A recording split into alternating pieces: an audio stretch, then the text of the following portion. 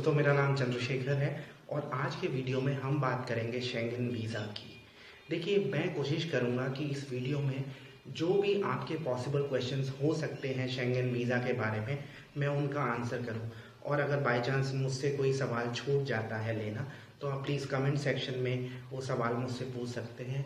हाँ, एक और मैं आपसे रिक्वेस्ट करना चाहूँगा कि आप मेरा यूट्यूब चैनल ज़रूर सब्सक्राइब करना, क्योंकि मैं ऐसे यूज़फुल वीडियोज़ बनाता रहता हूँ। तो आइए इन सवालों को ले लेते हैं। सबसे पहले नज़र डालते हैं कि शेंगन क्या है। देखिए, 1985 में यूरोप की कुछ कंट्रीज़ ने शेंगन, एक जगह है लग्जमबर्ग में, यहाँ पे 3 कंट्रीज़ का बॉर्डर है, जर्मनी का, फ्रांस का और लग्जमबर्ग का। लग्जमबर्ग में पड़ता है शेंगन। यहाँ पे एक समझौता किया जिसका पर्पस था कि यूरोप एक हो सके, और यहीं पे शेंगन एग्रीमेंट की शुरुआत हुई थी। तो जिसे आज हम शेंगन वीज़ा के नाम से जानते हैं, यही जगह है जहाँ पे इसका रूट्स हैं या जड़ें हैं, अगर मैं इसे हिंदी में बोलूँ तो।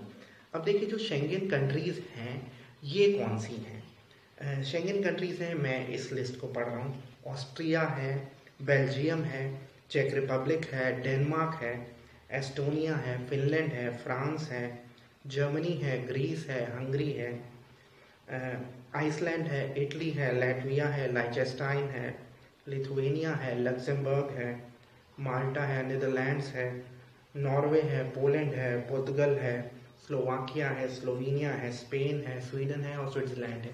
ये सब कंट्री शेंगन में आती हैं, शेंगन एग्रीमेंट का हिस्सा है। तो यानी अगर आपको किसी एक कंट्री से वीज़ा मिलता है तो आप इन सब कंट्रीज़ में ट्रैवल कर सकते हैं। अब देखिए, शेंगन वीज़ा जो है ये मेनली होता है टूरिज़्म के लिए, या कोई बिजनेस कॉन्फ्रेंस अटेंड करने जा रहे हैं उसके लिए, या आप कोई भी ऐसा काम करने जा रहे हैं शेंगन जोन में जहां पर आपको 90 से कम दिन लगेंगे, तो आप शेंगन वीज़ा के लिए अप्लाई कर सकते हैं। अगर आपको 90 दिन से ज़्यादा बिताने हो तो आपको डी वीज़ा चाहिए।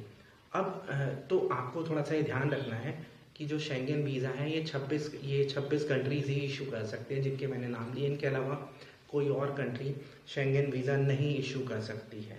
एक बहुत बड़ा मिथ है, मतलब ये लोगों को लगता है, ये 3 कंट्रीज़ हैं जो शेंगन में नहीं आती हैं। थोड़ा सा ध्यान से सुनना। क्रोएशिया, बुल्गारिया, रोमानिया, ये शेंगन में नहीं आती हैं। ये ध्यान रखना, क्योंकि काफ़ी लोगों को ऐसा लगता है कि ये कंट्रीज़ भी शेंगन जोन में आती हैं। अब देखिए, ये पूछा जाता है कि how many countries I can travel with Schengen visa. ये 26 कंट्रीज़ तो आप ट्रैवल कर ही सकते हैं। इसके अलावा 19 और देश हैं यूरोप में जो आप ट्रैवल कर सकते हैं शेंगन वीज़ा के साथ। अब जैसे मैंने क्रोएशिया आप जा सकते हैं, रोमानिया जा सकते हैं, साइप्रस जा सकते हैं with a valid Schengen visa, Albania जा सकते हैं। तो बहुत सारी कंट्रीज़ हैं यूरोप की जो आप, अगर आपके पास वैलिड शेंगन वीज़ा हो तो आप इन कंट्रीज़ में जा सकते हैं। अब वैलिडिटी की हम बात करते हैं। शेंगन वीज़ा की वैलिडिटी कितनी होती है? देखिए, ये डिपेंड करता है। मैंने ऐसे भी केस देखे हैं जहाँ पे वीज़ा की वैलिडिटी 1 हफ्ते है, क्योंकि उस एप्लीकेंट ने 1 हफ्ते की आइटिनरी बना के दी और जो एम्बेसी है उसने उसे 1 हफ्ते का ही वीज़ा दिया। और मैं ऐसे भी केसेस जानता हूँ। मैं खुद शेंगन वीज़ा 3 बार अप्लाई कर चुका हूँ और 3 बार मुझे शेंगन वीज़ा मिला। मैंने बहुत एक्सटेंसिवली ट्रैवल भी किया है शेंगन जोन में। तो देखिए, ये जो वैलिडिटी होती है, मुझे पहली बार में 6 महीने की मिल गई, लेकिन मेरे एक फ्रेंड ने जब अप्लाई किया, जिसको मैंने कॉन्फ्रेंस के लिए हंगरी इनवाइट किया था और उसकी पहली बार भारत से बाहर की यात्रा थी, तो उसे सिर्फ 12 दिन का मिला, मतलब जो कॉन्फ्रेंस का ड्यूरेशन था उस दौरान का वीज़ा मिला, और वो भी सिंगल एंट्री मिला। तो ये डिपेंड करता है।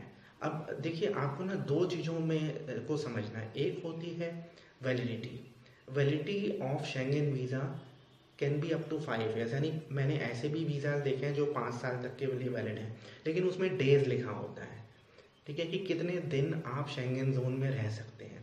जनरली नियम ये है कि आप 180 दिन में, अगर सपोज करिए आपके पास वीज़ा 5 साल का भी है या 1 साल का है, तो आप 180 दिन में सिर्फ 90 दिन शेंगन जोन में रह सकते हैं। हाँ, लेकिन आपको अपने वीज़ा को फिर दोबारा से देखना है, मैं रिपीट करूँगा। उसमें डेज़ लिखा होता है, जैसे 10 डेज़, 11 डेज़, 90 डेज़, ये लिखा होता है। तो जितना दिन आपके वीज़ा में लिखा होता है आप उतने दिन ही शेंगन जोन में रह सकते हैं या रुक सकते हैं। अब देखिए generally Schengen visas multiple entry होते हैं, लेकिन फ़र्स्ट टाइम एप्लीकेंट्स को मैंने ऐसा भी देखा है कि सिंगल एंट्री वीज़ा मिला है। अब बात करते हैं कि क्या शेंगन कंट्रीज़ के बीच में बॉर्डर्स हैं? जी हाँ, नहीं है बॉर्डर्स। मैंने जैसे फॉर एग्ज़ाम्पल बस से ट्रैवल किया है, आप कहें नीदरलैंड से लेके ऑस्ट्रिया तक।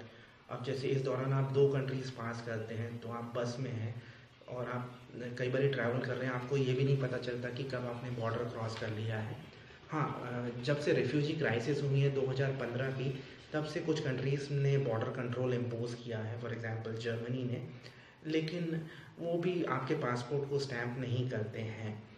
मतलब वो सिर्फ आपका पासपोर्ट देखते हैं और ये देखते हैं कि आप इलीगल तो नहीं हैं। उसके अलावा कोई ऐसी दिक्कत आती नहीं है अगर आप with in Schengen area borders cross कर रहे हैं और आपके पास वैलिड वीज़ा है तो। अब देखिए ये है कि प्रोसेसिंग टाइम क्या होता है शेंगन वीज़ा का। प्रोसेसिंग टाइम डिपेंड करता है। मैंने ऐसे केसेस देखे हैं जहाँ पे लोगों को वीज़ा 2 दिन में मिल गया है। इनफैक्ट जब मैंने पहली बार सन 2012 में नीदरलैंड से शेंगन वीज़ा अप्लाई किया था तो मुझे वीज़ा 2 दिन में मिल गया था। लेकिन जब मैंने 2016 में फिर दोबारा से अप्लाई किया था नीदरलैंड से ही, उस समय समर्स थे, जून का महीना था, तो करीब 14-15 दिन लगे थे। तो ये डिपेंड करता है, बट मैं कहूँगा आपको 3 हफ्ते का समय मान के चलना चाहिए। इतना भी लग सकता है। फ्रांस हाँ जल्दी दे देता है, ये मैं खुद को रिपीट कर रहा हूँ। अब देखिए जैसे अब ये पूछा जाता है कि मुझे जिस कंट्री से वीज़ा इशू हुआ है, फॉर एग्ज़ाम्पल आपको वीज़ा इशू हुआ है नीदरलैंड से, तो क्या आप जर्मनी फ्लाई कर सकते हैं सीधे? जी हाँ, आप कर सकते हैं, लेकिन मेरा ये रिकमेंडेशन रहेगा कि आप उसी कंट्री में फ़्लाई करिए अगर पॉसिबल है जहाँ से आपको वीज़ा मिला है। क्योंकि होता क्या है, कई बार वो लोग आपसे पूछते हैं, सपोज़ करिए आपको फ्रांस से शेंगन वीज़ा मिला है और आप जर्मनी से एंटर कर रहे हैं, तो आपसे पूछेंगे अच्छा आप फ्रांस जाएंगे भी, और हो सकता है आपसे एविडेंस भी मांग लिया जाए।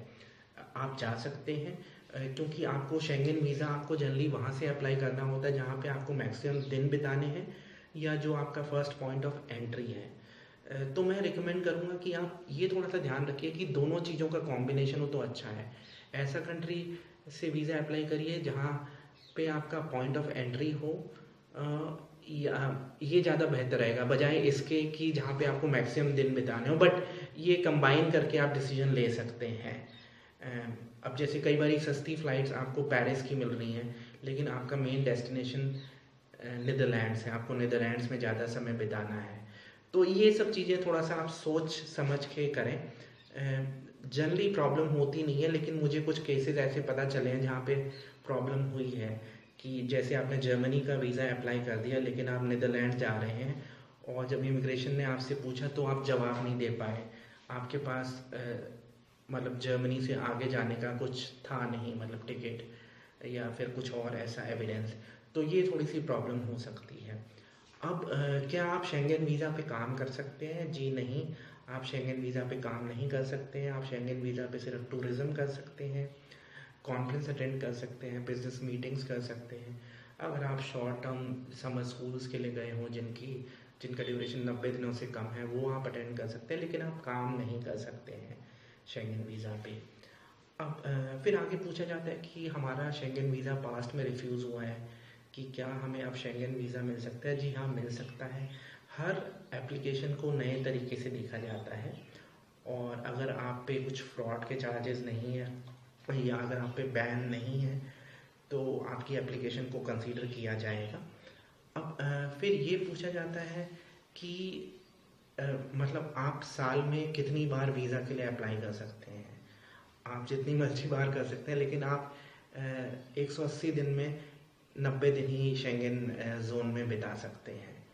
और ये भी पूछा जाता है मुझसे कि क्या मेरे पास अगर शेंगन वीज़ा है तो मैं लॉन्ग टर्म वीज़ा के लिए अप्लाई कर सकता हूँ एक बार शेंगन जोन में पहुँच के?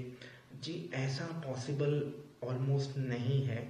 कुछ कंट्रीज़ में ऐसी पॉसिबिलिटीज़ हैं। फॉर एग्जांपल पोर्तुगल में ऐसा पॉसिबल है कि आप टूरिस्ट वीज़ा पे जाएं, फिर आप लॉन्ग टर्म वीज़ा के लिए अप्लाई कर दें वहाँ पे लंबे समय के रहने के लिए। उस पर हम अलग से वीडियो करेंगे, लेकिन इन जनरल नियम ये है कि अगर आप एक short term Schengen visa short term ही होता है क्योंकि 90 दिन से कम का होता है, आप उस पर सेटल नहीं हो सकते हैं। ये एक जनरल नियम है। और ये सारे जो सवाल थे मैंने आंसर करने की कोशिश की है अपने वीडियो में। मुझे उम्मीद है कि आपको ये वीडियो पसंद आया होगा। अगर आपकी कोई और सवाल है शेंगन वीज़ा के बारे में तो आप कमेंट सेक्शन में पूछ सकते हैं। वीडियो देखने के लिए धन्यवाद।